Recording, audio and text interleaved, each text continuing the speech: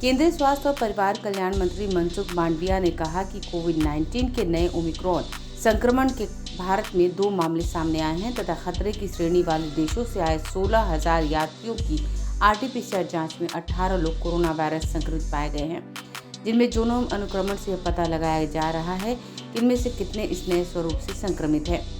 मंत्री ने कहा कि केंद्र ने राज्य सरकार को सभी सावधानियां बरतने को कहा है तथा हवाई अड्डे सहित अन्य स्थानों पर संक्रमण की जांच के लिए सभी एजेंसियां एवं प्रदेश की सरकारों के साथ साथ समन्वय बनाकर काम किया जा रहा है। लोकसभा में कोविड-19 महामारी से उत्पन्न स्थिति पर बृहस्पतिवार को हुई चर्चा का शुक्रवार को जवाब देते हुए स्वास्थ्य और परिवार कल्याण मंत्री ने कोविड-19 वायरस के नए स्वरूप का जिक्र किया और कहा कि दक्षिण अफ्रीका से दुबई होते हुए भारत आने वाले 2 यात्री 19 साल की एक लड़की और 67 साल के एक पुरुष बेंगलुरु हवाई अड्डे पर कोविड संक्रमित पाए गए। उन्होंने बताया कि 19 वर्षीय महिला में ओमिक्रॉन वायरस की पुष्टि नहीं हुई, जबकि बुजुर्ग के नमूने में ओमिक्रॉन वायरस की पुष्टि हुई। मांडविया ने कहा कि बुजुर्ग के नमूने के जीनोम अनुक्रमण की रिपोर्ट आने से पहले उनकी दूसरी RT-PCR रिपोर्ट निगेटिव आ चुकी थी और वह दक्षिण अफ्रीका वापस लौट चुके थे तथा उनके संपर्क में आए लोगों में कोई संक्रमित नहीं मिला। मांडविया ने बताया कि बेंगलुरु के 46 साल के एक पुरुष की 22 नवंबर को हुई RT-PCR जांच में संक्रमण का पता चला। उन्होंने कहा कि इनका जीनोम अनुक्रमण 28 नवंबर को हुआ, जिसमें ओमिक्रॉन स्वरूप का पता चला और इनके संपर्क में आए 3 परिवार के सदस्यों और 160 लोगों की जांच में 5 लोग संक्रमित मिले।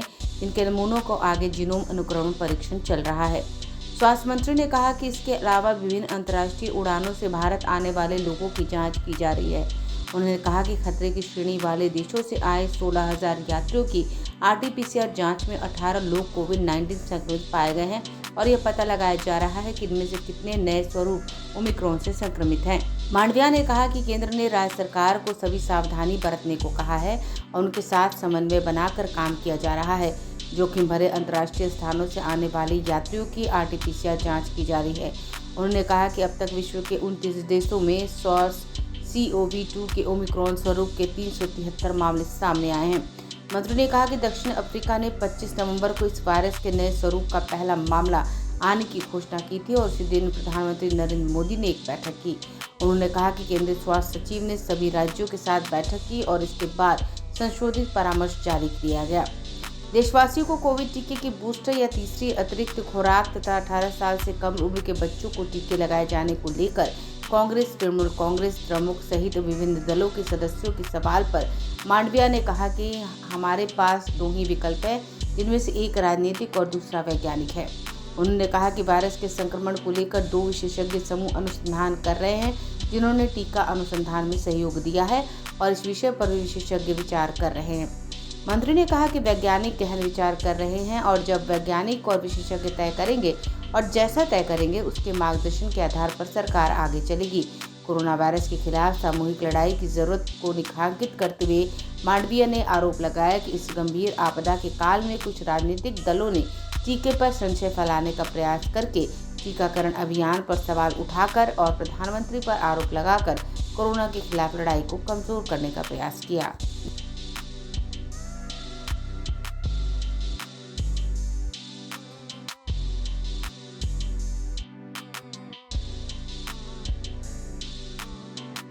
अगर आपने अभी तक हमारे चैनल को सब्सक्राइब नहीं किया है तो तमाम और खबरों के लिए हमारे चैनल को सब्सक्राइब करें और देखते रहें आंखें न्यूज़ 24, नजर हर खबर पर।